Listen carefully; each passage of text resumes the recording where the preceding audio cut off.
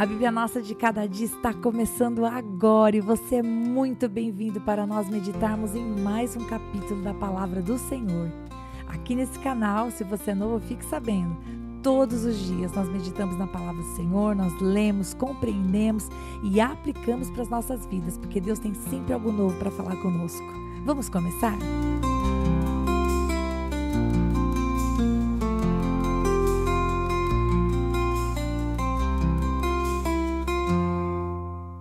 O episódio parênteses de hoje não é como os outros, porque geralmente o episódio parênteses ele surge da meditação do texto que nós estamos fazendo. Mas dessa vez, queridos, nós vamos parar um pouquinho, somente por um dia, a meditação bíblica que estamos fazendo, porque ontem foi comemorado no Brasil o Dia da Bíblia. Então eu penso que é um momento especial em que nós devíamos parar para meditar na palavra do Senhor. 2 Timóteo 3,16 vai dizer para nós que toda a Escritura é inspirada por Deus. E a palavra inspirada no grego significa soprada por Deus. Ou seja, o próprio Senhor Deus, usando pessoas tão diferentes, de lugares tão diferentes, conduziu essas pessoas a relatarem exatamente aquilo que ele queria que estivesse escrito na palavra de Deus e que está aqui nas nossas mãos. Agora a pergunta que não quer calar. Você já leu a Bíblia inteira alguma vez?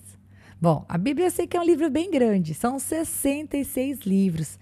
E você sabia que existem pessoas que costumam ter propósitos anuais e que elas leem a Bíblia todos os anos? Over and over, começando do começo a cada início de ano, elas buscam ler a palavra de Deus repetidamente. Por quê? Porque, como a gente mencionou o texto de 2 Timóteo capítulo 3, a Bíblia serve para nos ensinar, para nos corrigir, para nos educar na justiça. Ou seja, cada vez que a gente lê a Bíblia, a gente realmente sente o poder de Deus. O texto é igual, mas aquilo que Deus fala conosco é sempre especial e diferente, porque a palavra do Senhor se renova.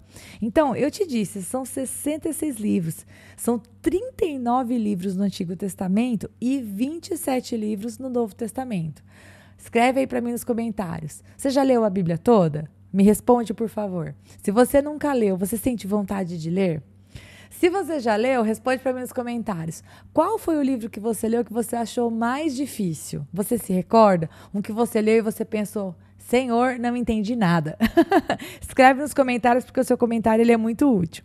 Agora, os livros da palavra do Senhor, eles foram divididos pelos estudiosos em categorias. Claro, o Pentateuco é fácil, são os primeiros 5 livros da Bíblia, são os livros de Moisés. Mas você sabia que a Bíblia ela também é dividida em livros históricos, livros poéticos?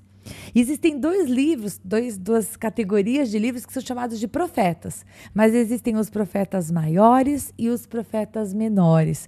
Você sabe a diferença deles? Eu não vou te contar. Eu vou te deixar com vontade porque eu vou fazer um estudo sobre isso. Existem também os evangelhos. Os evangelhos você já sabe, né? São 4. Existem as cartas de Paulo, e existem as cartas gerais e as revelações, ou o Apocalipse. Muito bem.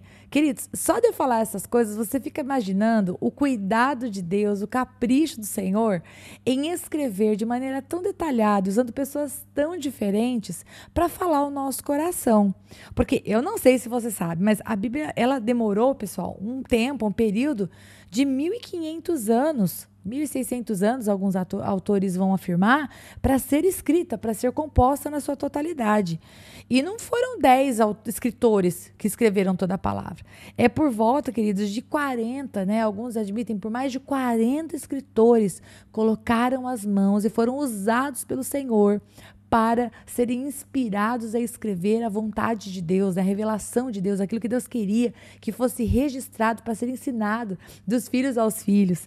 Pensa só quantas pessoas escrevendo. E além disso, eu não sei se você sabe, mas a palavra do Senhor, o Antigo Testamento foi escrito em hebraico e o Novo Testamento foi escrito em grego. Só que não somente a palavra não foi somente escrita em hebraico e em grego, mas também em aramaico. E o aramaico, gente, ele era um grupo de dialetos muito ligado à língua hebraica e que era falado não só em Israel, mas também em vários outros países na época, no período, né, no mundo bíblico. E eu vou mencionar agora para você os textos bíblicos que estão escritos em aramaico. Então, se você quer ir lá marcar na sua Bíblia, você vai começar a pausar o meu áudio agora, ok? Então, vamos lá. Nós temos Esdras, capítulo 4, verso 8 e capítulo 6, verso 18. Nós temos também Esdras, capítulo 7, versículo 12 até o 26. É um trecho. Temos também Daniel, capítulo 2, versículo 4. Daniel, capítulo 7, versículo 28. E, por último, Jeremias 10, 17. Ok? Vai lá, faz uma observação, se você gosta de estudar a Bíblia, né? Vai lá e faz uma observação de que esses textos foram escritos em aramaico. Tudo bem? Muito bom. Eu vou passar para você mais algumas informações. Porque às vezes quando a gente pensa, por exemplo, nas pessoas, eu não sei quantas vezes você já se julgou falho, pequeno ou, vamos dizer assim, insuficiente para fazer a obra de Deus. Então eu quero te falar uma coisa para fazer você entender o coração de Deus. Às vezes a gente acha que Deus vai usar somente quem é inteligente. Né? A gente pode pensar, eu não tenho tanto valor quanto aquela pessoa. Certeza que Deus pode usar aquela pessoa, mas não pode me usar. Queridos, isso não é uma verdade. Quando a gente olha para os escritores da palavra do Senhor, pessoas que Deus escolheu para falar, olha, escreve para o meu povo, eu vou te inspirar para isso. Veja só, uma grande responsabilidade, você concorda? Mas Deus escolheu pessoas para capacitar. Você já deve ter escutado uma frase muito conhecida que fala que o Senhor não chama os capacitados, mas Ele capacita os chamados. E foi isso que aconteceu. Então, o Senhor pegou Moisés, né, que sim, Moisés ele estudou na Universidade do Egito. Você se lembra que ele foi criado pelo filho da filha de Faraó, né? Então, Moisés tinha qualificações para escrever. Mas, pessoal, Pedro, ele era um simples pescador. Ele não tinha toda aquela letra, aquela cultura de Moisés. Amós era um boiadeiro. Josué, tudo bem, ele era um general, mas ele era mais ligado à guerra, ele era mais ligado às batalhas, e Deus o inspirou para escrever.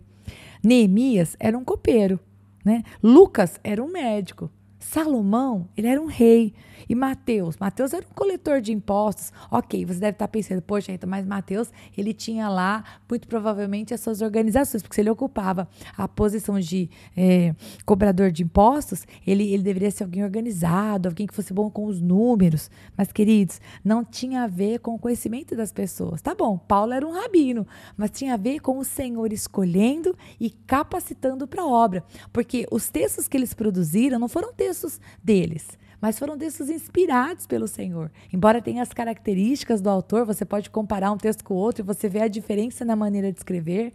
Por exemplo, o João, ele é todo carinhoso, né? Quando você vai ler tanto o Evangelho quanto você lê 1ª, 2ª e 3ª João, você vê ele chamando de filhinhos. Ele tem todo um trato com as pessoas enquanto ele escrevia as cartas. Mas a gente sabe que isso tem a ver também com o trabalhar de Deus na vida dele. Então, veja, Deus, ele chama quem ele quer para fazer a sua obra. E quando a gente compara Davi e Salomão, por exemplo, gente, Davi escreveu em tempos de guerra. Quando você pega os salmos de Davi, você vê muitas vezes o seu coração entristecido, ele apertado, ele aflito, mas, apesar de aflito, buscando a presença de Deus e o adorando. Já o filho dele, Salomão, escreveu em tempos de paz. Portanto, não existia um tempo para fazer a obra do Senhor, né? O tempo certo. Quando eu estiver assim, eu vou servir a Deus. Quando eu estiver assado, eu vou servir a Deus. Não, meu querido. Você serve a Deus com tudo que você faz. Com a sua profissão, no local onde você trabalha, em algum ministério da igreja, dentro da sua própria casa, não é verdade? Você segue o exemplo do seu mestre. E o próprio Filho do Homem, ele não veio para ser servido. Ele veio para servir da sua vida em resgate por muitos. É o que diz a palavra do Senhor, né? Em Marcos 10, 45. Portanto, queridos, eu acho que eu já te dei vários detalhes a respeito da palavra do Senhor. E eu incentivo você a realmente dedicar o seu coração para fazer uma leitura bíblica anual. Claro que aqui no podcast eu vou pegando com você capítulo a capítulo. E se você for bem devagarzinho junto comigo, a gente vai chegar junto em algum lugar. Mas eu honestamente, eu eu incentivaria você a ter a sua leitura pessoal, sabe? E não somente, queridos, agora eu vou fazer uma observação. Às vezes a nossa vida é muito corrida e a gente corre o risco de que se a gente não se policiar, a gente não lê a palavra do Senhor todo dia. Isso é uma verdade. A gente não se alimenta dela todo dia. Mas eu quero dizer para você que é muito importante nós fazermos isso, mas que você não deve ficar refém, pelo menos essa é a minha opinião, de uma leitura anual da Bíblia. Eu gosto de dizer, queridos, que eu leio a Bíblia todo ano. Eu gosto de dizer isso. Eu me sinto feliz. Eu me sinto feliz em ler a palavra do Senhor a cada ano. É verdade. Mas, mais do que ler correndo a Bíblia, é muito importante que você medite nela. Porque se lá, o texto que eu te disse no princípio, 2 Timóteo 3,16, fala que a Bíblia ela é útil para o ensino, para a repreensão, para a correção, para a educação na justiça, está falando de uma palavra que é realmente comida, absorvida, é meditada. E não somente uma coisa que a gente lê correndo para poder fazer o check na leitura do dia.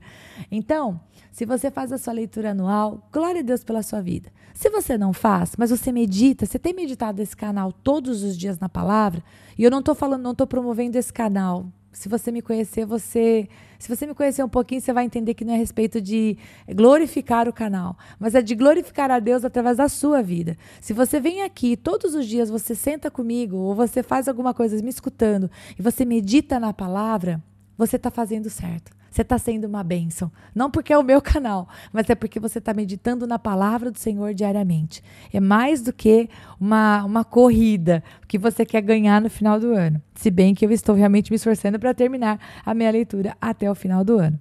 E eu quero dizer uma coisa antes de nós finalizarmos.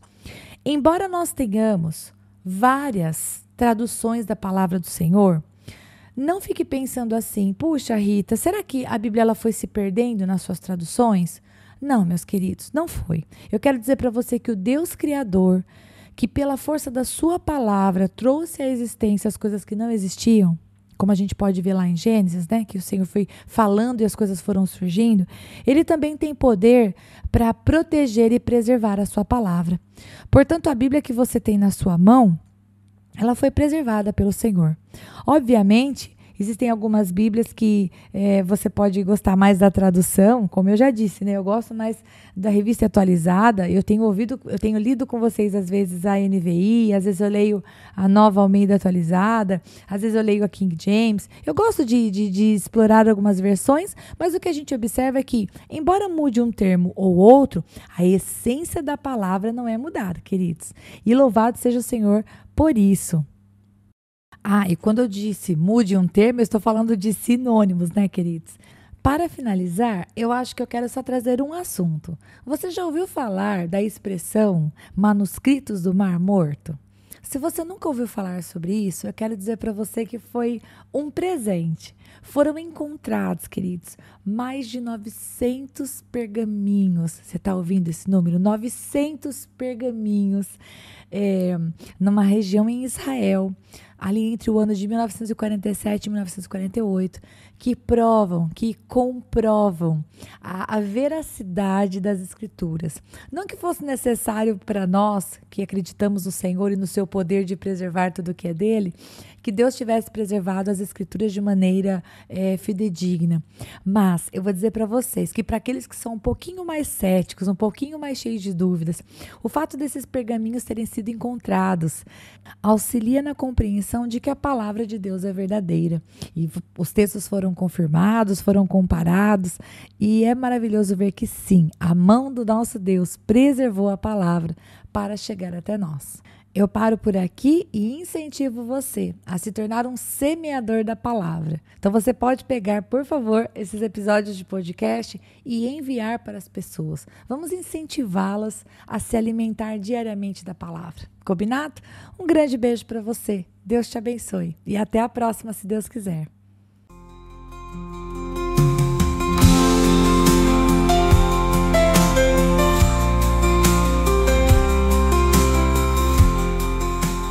Se você ficou até agora, não vai embora não. Agora é hora de você curtir, comentar, compartilhar esta palavra, porque se ela abençoou você, ela pode abençoar outra pessoa também.